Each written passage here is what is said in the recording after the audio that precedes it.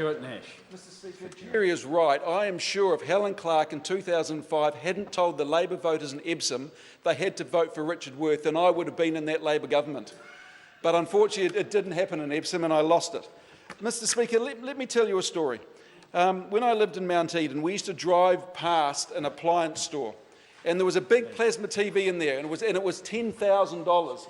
And it was the sort of thing that we used to say, you drive past it, when I win lotto, I'm going to buy that television set. Mr. Speaker, 10 years on, you can now buy that plasma television, twice the size, much better quality, in the warehouse for $500. The point of my conversation is that demand drives innovation. And at the moment, there is an incredible amount of money being spent on disruptive technologies that is driving innovation to the point where price will come down and solar and battery technology will become affordable to a good number of New Zealanders. And one thing that Mr. Brownlee said, and I should call him Sexy Cold Jerry, I suppose, that Mr. Brownlee said that was quite salient. He talked about what he is doing in his house, and he said, at the moment, will stay on grid. And at the moment, I agree with the Minister, at the moment it is not economic, or it is not necessarily a rational economic decision to put solar on, because the payback is a long time. But the thing that I do know, Mr. Speaker, is the future for electricity is changing. Now, I don't know if it's going to be 5 years or 10 years, but the bottom line is, in 10 years, the electricity generation story will be completely different than it is now.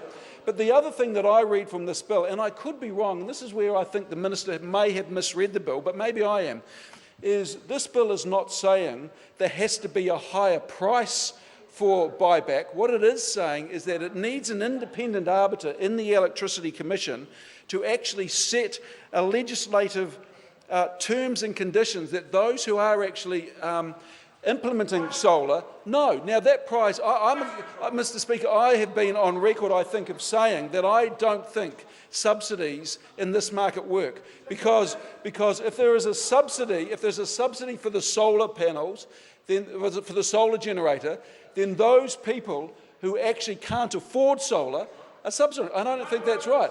If there was a subsidy for the power companies, they pay a lot less, then those who can't afford solar are subsidising it. I think there should be somewhere around the wholesale rate, and this is why two power companies actually dropped their price considerably earlier this year, because they said, why should we have to pay considerably more than the wholesale rate? Because in effect, they were subsidising the people who put solar in. I don't think that's right. But what I do think needs to happen is I do think there needs to be a level of certainty for those people who have made a decision to implement solar.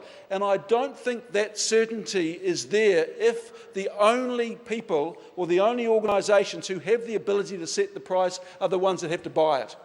And in fact, the reason why the Electricity Authority was set up in the first place, and I personally think it was a great initiative, so credit where credit's due, why it was set up in the first place is actually to provide an independent body that will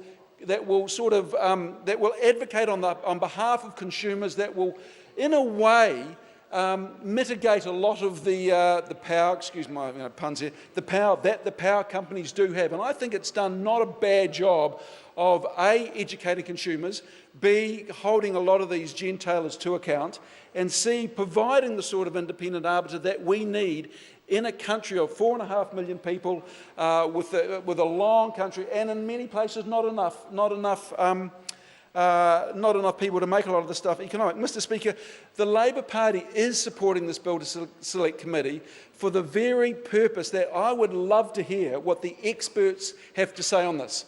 Now, I've done a lot of research into this, but I don't consider myself an expert. If the experts take a good hard look at this and say this is not a bad way forward, then that's great and we'll support it on the way forward. If they don't, then let's hear what they have to say in the first place. This is why, Mr. Speaker, the Labor Party is supporting this bill, because it is about what the future looks like, and we need to start addressing these issues now. Thank you very much.